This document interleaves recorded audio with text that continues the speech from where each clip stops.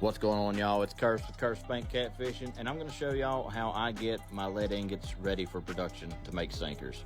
So first things first, gather you some scrap lead. Typically you can get them from tire shops for free. They don't cost a dime. Show up with a 5-gallon bucket, they'll give you a bunch of tire weights. But regardless of where you're going to get your lead, 9 chances out of 10 it's going to be dirty. A few things you're going to need is you're going to need some kind of flux. I use candle wax. You're going to need a strainer. You're going to need a spoon or ladle, and you're going to need a tin in order to make the lead ingots for your sinker pot. Here you see me firing up my turkey fryer. This is what I use to make my lead. So what we got going on is once you turn the fryer on, always leave a couple inches of lead in the bottom of the pot, guys. It makes it easier for the next time around. So we'll let that heat up, and then this is after we've actually added some of the lead to the pot. You see all this nasty stuff? This is the stuff that you cannot turn into a sinker. And even though you see a lot of it right here, it's still inside of the lead. Even after you scoop all this up, see how it's nice and shiny under there? That is a deceiving factor. And I'm going to show you here in a second why you need to flux every single time you're making a sinker. And guys, really important to note too, it should go without saying, lead is insanely dangerous and lead poisoning is a thing. Please be careful. Always do this in a well-ventilated area or preferably outside. And make sure that you're wearing your PPE, glasses, gloves, etc. It always helps to be safe instead of sorry. And I know you may have heard that 1,000 times, but I promise molten lead to any part of your body will not feel good.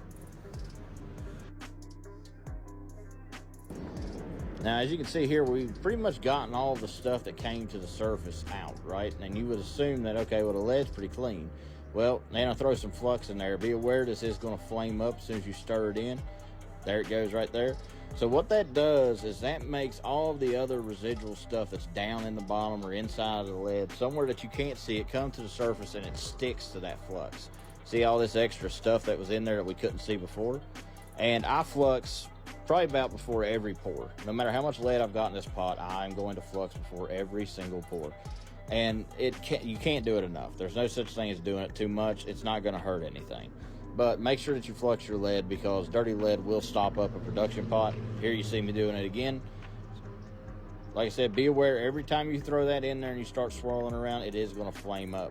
This is the same batch too, guys. Right there's some more of that nasty gunk that we can't use. Then you've got your actual tin. I just use a little muffin pan from Walmart. It's like 12 bucks, but it works perfect. The ingot sizes are perfect, and I've never had them stick to this ingot. You got to be careful on your ingot mold, because some of them will stick, some will break, and then you're just going to have a big headache. But then we're just going to fill this up until it's all full, let it cool down, and then we're going to be ready to flip it. All right, lead is officially cooled down. It is time to flip it. Guys, when you do this, you want to do this in one quick motion, just one quick flip, bam, and there you go. All of your ingots should pop out. Now you see there's some lead on top of the ingots. That's just from where it dripped on top of the pan when you were pouring it. No big deal. It'll all melt down, I promise. Don't worry about that stuff. You'll see me push it off of the table and onto the metal plate below. And I just let it sit down there until it cools down.